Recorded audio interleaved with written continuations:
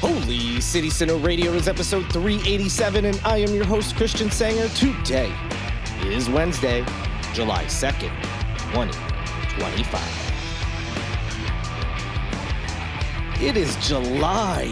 Another month has come and gone, and we are smack dab in the middle of summer. I don't know if it's technically the middle, but you know what I mean. It's very hot. We got August to go. But June in the rearview mirror already. Time is flying. At least it is for me. Despite the fact I have nothing interesting to really report upon. I did get a very random death threat via email. That was something to talk about. Maybe I'll go into details on it later. It was so bizarre. It didn't make much sense. Like some of the things that were said, and I have no idea who sent it. And it was in response to my email newsletter that they wanted to unsubscribe from. So that was kind of interesting. I think I got a death threat once, like on Twitter. It was pretty veiled threat, but it was clear, and it was just people talking trash. You know how it is. Most people don't mean that nonsense when they're, behind a keyboard. They've got those keyboard muscles, and I'm sure this is a similar situation. So I'm not very concerned about this by any stretch. But maybe I'll share that story in full later. Not today. I got too much to talk about, so let's dive into it. So one teenager was cited for violating the city's new curfew during the first weekend of enforcement. This is according to the Charleston Police Department and reporting from the Post and Courier. So yes, the curfew we've talked about for anyone who's 17 or under is in effect every night of the week. During the summer months, so June, July, and August. The rest of the year, it'll pick up on Thursday, so a little bit different during the school year. If you want the full details, click the link in the show notes, go back and listen to other episodes so you can see where this curfew is, because it's only certain sections of downtown, but it does start at 9 p.m. every night. So yes, it was this past weekend was the first time they were actually enforcing this new curfew, and apparently just that one person was cited. The person who was cited, for violating the curfew, well, they had another issue. They were cited for possession with intent to distribute marijuana. So a little bit more than just breaking curfew. So around 1:30 a.m. on June 29th, officers found the 16-year-old inside a parked vehicle in a garage on Mary Street. He was smoking marijuana, according to the police. There really wasn't many other details that they put out there into the media, but you get the gist of it. The minor, by the way, does not live in Charleston, and they were cited for both charges and released to a guardian. So that's it. One curfew break so far. It's still unclear if that's going to be the extent of it with this. Like, hey, they get in contact with a guardian that has to pick them up. There was some talk that guardians could be fined, and I would imagine what would have to be a pretty extreme circumstance or repeat offenses. In addition to fines, parents could actually end up in jail, according to one story we saw about this after it was passed. But so far, it seems everything went fairly smoothly. We'll see as it continues on. I'm sure it's stuff that people be paying attention to, and we'll see if any other minors get cited. Again, it's only certain areas, so it's not like the entire peninsula or even West Ashley or other parts of Charleston. It's very specific, the areas that they're not supposed to be in. Starting at 9 p.m. and there are a few exceptions. Like I said, you can go back and take a look at the show notes or listen to old shows to get the full details. But that so far, first weekend went not so bad. So earlier this year, several municipalities across South Carolina reached a settlement with Airbnb after a statewide lawsuit accused the short-term company and others like it of failing to pay accommodations taxes and business license fees. Those types of taxes and fees are, hotels will pay those for the city, and they go to different things, including trying to get more tourism, but other aspects of city life as well. So Airbnb, there was a lawsuit because they weren't paying those fees, and since they're similar to hotels, the thought was they need to be paying that. And as I just said, the city of Charleston and many others were found to be correct. So there's a pretty big payout. So with that payout, these Charleston area towns and cities need to decide what they want to dedicate that money to. Some have already started that process. Others are still trying to figure it out. The lawsuit against short-term rental companies included not just Airbnb, as I mentioned, but also Verbo and TripAdvisor, as well as some South Carolina-based rental businesses. That lawsuit was filed in 2021.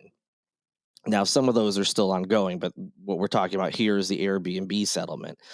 So 9 towns, cities, and counties, including Charleston, North Charleston, Folly Beach, Isle of Palms, as well as obviously cities and towns outside of this area, were part of the original lawsuit. And then some others joined in later. Mount Pleasant was one of the cities that joined later. The $60 million settlement was reached in February.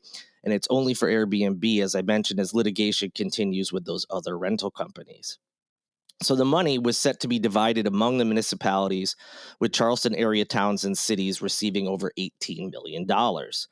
Charleston County accepted $9.6 million of the settlement, while the city of Charleston accepted $4.42 million. North Charleston went with $956,587, and Mount Pleasant ended up taking $494,000. Meanwhile, Folly Beach accepted $1.6 million, and Isle of Palms accepted $1.1 million.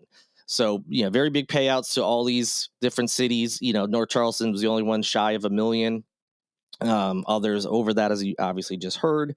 But that's probably a nice piece of money, whatever they got that was they weren't expecting to get. As far as when they were planning for the year and whatnot. So where is this money going? Well, the city of Charleston has allocated $4 million of their settlement toward purchasing land for an office building. Otherwise, the rest has not been dedicated yet. And city of Charleston, that's the vast majority of the settlement they got. Obviously, still a good amount of chunk of change left, but that is going to go towards an office building.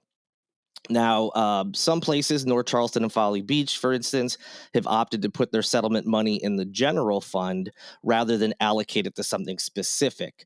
So, general fund, it's going to go somewhere at some point. They just haven't allocated it for anything specific. So they're just basically putting it in their bank account, just letting it sit there. And they'll have that money down the road for, whatever projects and things. So nothing specific. It's just kind of sitting there.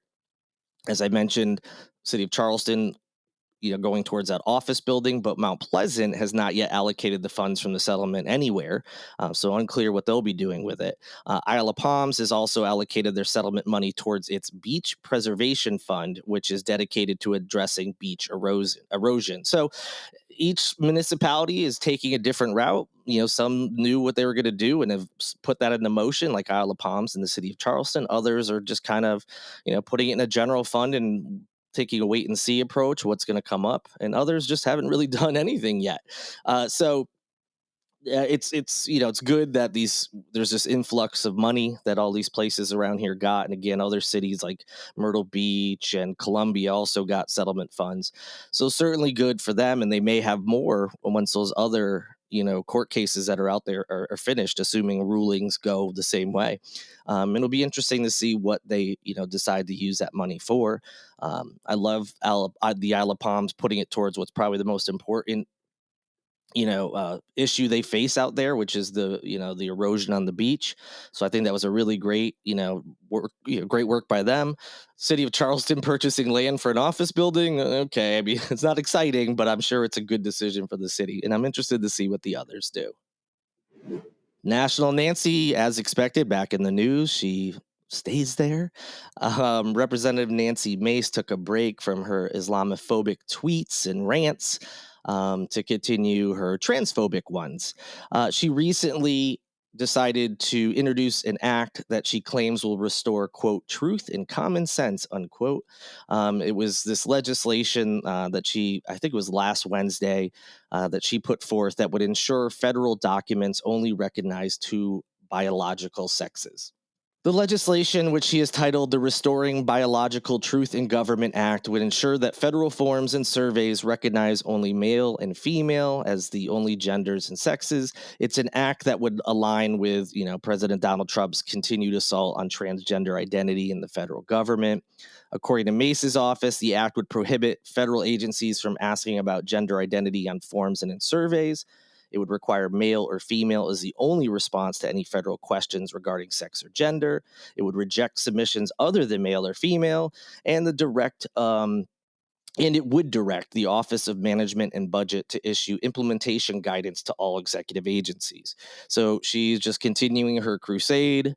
Um, on the plus side, none of her legislation seems to ever go anywhere. I mean, the legislation that she herself puts forth, she's hopped on as like a co-sponsor on things that she didn't really, do the initial work on. Some of that stuff may have passed, but when it's just her leading the charge, I think the only thing still to this day that she got passed was like a renaming of a post office. There's that plus side that she doesn't have a good track record. But is there not something better she could be doing with her time, like than just this crusade against transgender people? And like I said, she's due to the New York City mayoral election. With the Democratic primary ending. She's been saying a lot of Islamic phobic stuff. So it's tiring, but her hate is in many directions. She is expanding. But yes, just so you know, that legislation has been put forth by her. I'll keep you updated as it moves its way, if it does at all, through, the U.S. House of Representatives, and if it goes past that as well. This is a really troubling story that was in the Post and Courier about a law enforcement officer. Uh, this person was fired from the North Charleston Police Department due to repeated policy violations. Well, he has now been hired as a deputy with the Charleston County Sheriff's Office. So, fired from North Charleston Police for policy violations, rehired by Charleston County Sheriff's Office. So, first things first, we'll get to the details. Policy violations are specific to whatever police department we're discussing. Now, I'm sure there's overlap in policies across the country, but these are not like criminal offenses, anything like that, where he would be arrested or would face fines or whatever it may be. So it's specific to in-house things. So the officer's name is Jacob Dalton Bloomer. His employment with North Charleston was terminated on April 21st after he was found to have violated the department's vehicle pursuit policy for a seventh time. This is according to records that the Post and Courier got. He did initially appeal the decision, but ultimately was hired by the sheriff's office as a deputy on June 13th. So he had appealed it. It was still in that process. And so, yes, while he was appealing a decision for him breaking policy, another department hires him. So what does all that mean as far as vehicle pursuit? Well, Bloomer was fired after he responded to a vehicle pursuit in March, despite being off duty. So that's part of the problem here. He wasn't even on duty.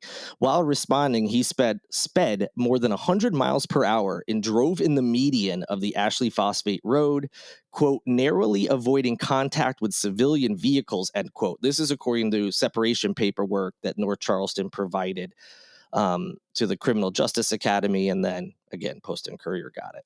But it's not just that one incident that led the department to fire him. That was kind of like the last straw. He, had multiple other offenses, not just vehicle pursuits. It turns out there were some others. He had already been suspended for a week in September of 2024 in response to 3 separate driving violations. Those included running multiple red lights at speeds faster than 100 miles per hour during a pursuit, driving in the opposite direction of traffic flow during a pursuit, and using the shoulder of Interstate 526 to pass heavy traffic at 102 miles per hour while responding to a DUI call where other officers were already present. We're not done. A subsequent driving violation led to him being ordered to complete what's called a fit for duty evaluation in January of this year. In addition to repeated pursuit violations, Bloomer was disciplined for 3 uses or shows of force, was found to be at fault for 2 motor vehicle collisions, and twice failed to secure valuables since he started at the department in August of 2021. Again, all these things provided to the Post and Courier, this time through the Freedom of Information Act request that they had filed. Oh, not done, by the way. At least once, he violated policies pertaining to vehicle usage, evidence procedures, search and seizures, body-worn cameras, and obeying directives. He also once allowed his police dog to conduct a search that resulted in a bite, failed to provide his name and badge number upon request, and placed himself in the path of a fleeing dirt bike while pointing his firearm at the rider. All those incidents resulted in at least 4 external complaints and 4 internal complaints. Bloomer was disciplined with 4 oral counseling sessions, 8 letters of instruction, 3 unspecified written reprimands, 2 training referrals, 3 suspensions, and was evaluated for his performance capabilities before he was fired. Wow. They talk about rap sheets. When someone gets arrested, look how long the rap sheet is. This policy, maybe it's normal for police to have, a lot of policy violations, some of which, just like any other job. Maybe it depends on where you work, of course. There's probably little minor things that you can get written up for, whatever the terminology is. Maybe it's normal, but this does not seem normal to me. That is a lot of issues. And obviously he had a lot of counseling, letters of instruction, whatever, all these different things to try to fix the problems. Now, on the one hand, you're like, well, he's getting, he was in a vehicle pursuit. So if a vehicle is going super fast, don't the police have to go super fast to catch up with them? Yes, of course, that makes sense. But over the years, I feel like it's really come into play most, over the last, 4 or 5 years. I see it in the news more and more that cities, counties, states will pass laws or will have policies where they say, they won't do a pursuit at certain speeds or at certain places, depending on where the person is, trying to get away from police. So there are policies, and during pursuits, there are certain things they can and can't do. So there, believe it or not, even though you would think, oh, they must have carte blanche to just, if someone's fleeing police, they can go nuts as long as the person they're trying to catch is going nuts. But it's not really the case. So and as you heard, a lot of the things he was doing were very dangerous. Obviously going over 100 miles per hour is dangerous regardless, but when you're doing it and going into the opposite direction of traffic, you're almost hitting cars. You're driving over 100 miles an hour to a DUI call where officers were already there, like just unnecessary type stuff as well. So like I said, very concerning to see this in the news. I don't know how the Post and Courier got tipped off to this, because I'm sure, officers get fired or suspended, here and there. I don't want to say frequently, but, this isn't the first time, I'm sure. But it doesn't always make the news for varying reasons. Number one, the police aren't out there advertising every person they suspend and fire. So I'm wondering how they caught wind of this. And it makes me wonder how many other situations like this are out there where there are officers with this many disciplinary issues in their records and whatnot. And on top of that, how many of them are fired or suspended or whatever and end up just working for a different police station? So, like I said, very concerning. A lot of questions that unfortunately I don't have the answer to, but that's the biggest one is number one, how did this guy, I mean, even before they ultimately were like, all right, we really got to get rid of this guy. It feels like maybe he should have been beforehand. But also, how does another place, in this case, the Charleston County Sheriff's Office, look at this person and be like, yeah, sounds good. Now, again, some of these things, maybe aren't that big of a deal. Like, what was it? There was something about not securing valuables. Depending on what exactly that means, it might not have been a big deal in the grand scheme of things. But when you combine it with all these other things, including dangerous driving, it's very concerning. And so, yeah, you wonder how someone in another department can look at that and feel like, yeah, everything's cool here. Let's bring them on board. So anyway, I wanted to share that news. I don't think a lot of people saw it. I think some people saw the headlines, but I just wanted to detail, like, specifically what his records show as far as his disciplinary offenses. And yeah, you can visit the link in the show notes to get even more details than I provided. And that'll do it for this edition of Holy City Center Radio. Thank you so much for listening. Thank you to Lindsay Marie Collins, who produces this and every episode of the show. And thank you to Tyler Boone, whose music you hear in each and every show as well. Have a great rest of your week. Head over to holycitycenter.com for the latest news, events. You can see the calendar and find some plans that are coming up. Restaurants, entertainment, all sorts of good stuff going on every day in this area, and happy to place it on the site. I'll be back with you later this week, but until then, good night and good luck.